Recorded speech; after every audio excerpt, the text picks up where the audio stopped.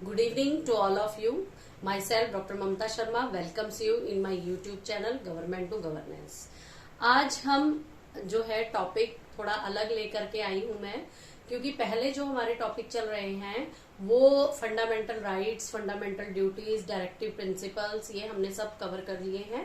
और अब हम आते हैं पॉलिटिकल सिस्टम ऑफ इंडिया। तो पॉलिटिकल सिस्टम में जो फर्स्ट ऑफ ऑल हम कवर करेंगे काउंसिल ऑफ मिनिस्टर्स, यानी कि जो मंत्री परिषद है वो कैसे बनाई जाती है। बहुत स्टूडेंट्स का ये डाउट रहता है कि काउंसिल ऑफ मिनिस्टर्स किस तरह से बनाई जाती है। तो काउंसिल ऑफ मिनिस्टर बनाने के लिए सबसे पहले क्या होता है कि देखिए, काउंसिल ऑफ मिनिस्टर्स भी दो तरह की होती है, स्टेट लेवल पर अलग होती है और सेंट्रल लेवल पर अलग होती है। तो स्टेट लेवल और सेंट्रल लेवल पर, क्योंकि सेंट्रल लेवल पर किसके इलेक्शन होते हैं, लोकसभा के, जनरल असेंबली के इलेक्शन होते हैं, और स्टेट लेजिस्लेचर के जो है वो इलेक्शन जो है वो स्टेट गवर्नमेंट को होते हैं।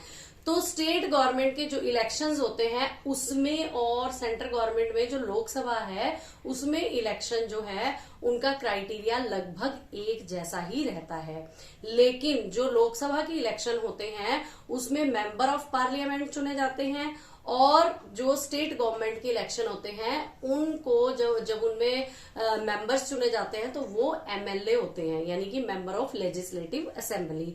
तो जो काउंसिल बनती है वो स्टेट लेवल पर भी बनाई जाएगी after the election of state council, state legislative assembly, और ऐसे ही सेंट्रल लेवल पर जो आम चुनाव जिनको हम बोलते हैं जनरल असेंबली के इलेक्शन हर 5 साल बाद, उसमें भी जो है हमारी काउंसिल ऑफ मिनिस्टर बनाई जाएगी। तो ये आप सभी स्टूडेंट ध्यान से सुने कि जो काउंसिल ऑफ मिनिस्टर है वो कई तरह के मिनिस्टर्स को बना करके बनती है, यानी कि काउंसिल ऑफ मिनिस्टर मंत्री परिषद। परिषद क्या होता है कि मतलब कुछ मंत्रियों का समूह, और उन मंत्रियों में डिफरेंट तरह के मिनिस्टर आते हैं। तो आप ये गौर से देखें, जो पहला है वो कैबिनेट मिनिस्टर्स होते हैं। कैबिनेट मिनिस्टर कौन होते हैं? सबसे इंपॉर्टेंट मिनिस्टर्स होते हैं। सारा का सारा जो भी डिसीजन मेकिंग होता है वो कैबिनेट मिनिस्टर्स द्वारा ही किया जाता है। तो कैबिनेट मिनिस्टर्स की जो टोटल संख्या होती है वो वेरी करती है अलग अलग ईयर्स में अलग अलग, लेकिन प्रेजेंटली जो हमारी भाजपा की गवर्नमेंट है उसमें 30 जो है वो कैबिनेट मिनिस्टर है। अब आपका डाउट यहाँ आएगा कि हमारे इतने सारे डिपार्टमेंट्स हैं तो केवल जो कैबिनेट मिनिस्टर्स हैं वो 30 हैं। तो ये बात आप जरूर समझिए कि एक मिनिस्टर के पास 5 या 6 इंडिपेंडेंस डिपार्टमेंट होते हैं। इंडिपेंडेंस डिपार्टमेंट का मतलब कि वो मिनिस्टर उन डिपार्टमेंट के लिए कोई भी पॉलिसी मेकिंग पार्लियामेंट में करवाएगा, उसके लिए वो जिम्मेदार होगा। तो वो ये देखिए बहुत वाइड सिस्टम है। अभी सिर्फ मैं आपको इतना ही बता रही हूँ, धीरे धीरे मैं कवर करूंगी ये सारा सिस्टम। तो जो कैबिनेट मिनिस्टर है वो आज के टाइम में 30 हैं। अब कैबिनेट मिनिस्टर का सबसे जो इम्पोर्टेंट काम क्या होता है? To make policies and to make law. जो भी हमारे कानून पॉलिसी के बनते हैं, देखिए वैसे तो कानून क्या है कि जो हमारे कॉन्स्टिट्यूशन में लिखे हुए हैं, लेकिन डे टू डे की सिचुएशंस को देखते हुए कई पॉलिसीज को, कई जो कानून बना दिए जाते हैं उनको चेंज करना पड़ता है। तो जिस डिपार्टमेंट का जो जिस मंत्रालय का मंत्री होता है वो उसकी रिस्पॉन्सिबिलिटी होती है कि वो पार्लियामेंट में उस मुद्दे को रखे, और वही रिस्पॉन्सिबल होता है जो भी मंत्रालय उसके पास है उनके कामों को करवाने के लिए। फिर है स्टेट मिनिस्टर। ये मैंने स्टेट मिनिस्टर क्या है? राज्य मंत्री। ऐसा नहीं है कि राज्य मंत्री केवल स्टेट असेंबली में ही होंगे, नहीं। स्टेट मिनिस्टर कहां पर होते हैं? पार्लियामेंट की जो हमारी काउंसिल है मिनिस्टर्स की, उसमें भी जो पहले तबके के जो मिनिस्टर हैं वो कैबिनेट मिनिस्टर है फर्स्ट लेवल के। सेकंड लेवल के स्टेट मिनिस्टर। स्टेट मिनिस्टर का मतलब राज्य मंत्री है, और इनके पास इंडिपेंडेंस कार्यभार नहीं होता। कुछ के पास ये हमारे प्राइम मिनिस्टर के ऊपर डिपेंड करता है कि वो किनको, स्टेट मिनिस्टर को क्या इंडिपेंडेंट कार्यभार चार्ज देना चाहे।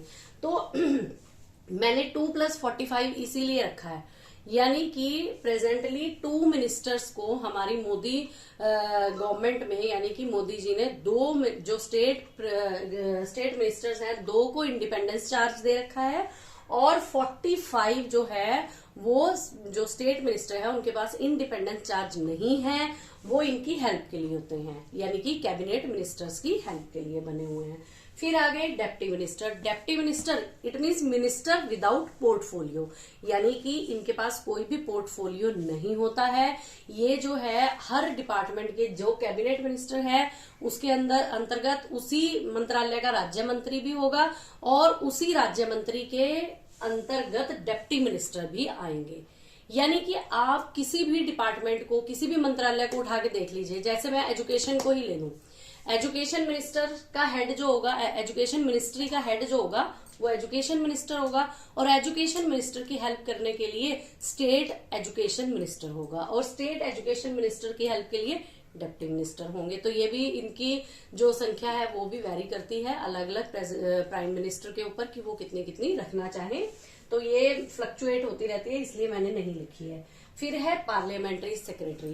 Parliamentary secretary is the part of council, पर इनको ज्यादातर जो है कई लोग मंत्री का दर्जा देते हैं, लेकिन ऐसा नहीं है। पार्लियामेंट्री सेक्रेटरी कि इनको क्या कहा जाता है, इनको संसदीय सचिव कहा जाता है। संसदीय सचिव, इनके पास ना तो कोई इंडिपेंडेंस चार्ज होता है कोई मिनिस्ट्री का, ना कोई पोर्टफोलियो होता है, और ना ही ये रिस्पॉन्सिबल होते हैं किसी भी मंत्रालय के लिए। ये सिर्फ जो है इन तीनों तरह के मंत्रियों की हेल्प के लिए बने होते हैं कि कहीं से किसी भी इंफॉर्मेशन की जरूरत है, किसी स्टैटिक्स की जरूरत है, या किसी भी तरह के कोई काम करवाने के लिए उनको एक हाथ की जरूरत है, तो वो पार्लियामेंट्री सेक्रेटरी होता है। लेकिन अगर हम एक्चुअली देखें तो इनके हाथ में कोई भी ऐसी पावर नहीं होती है।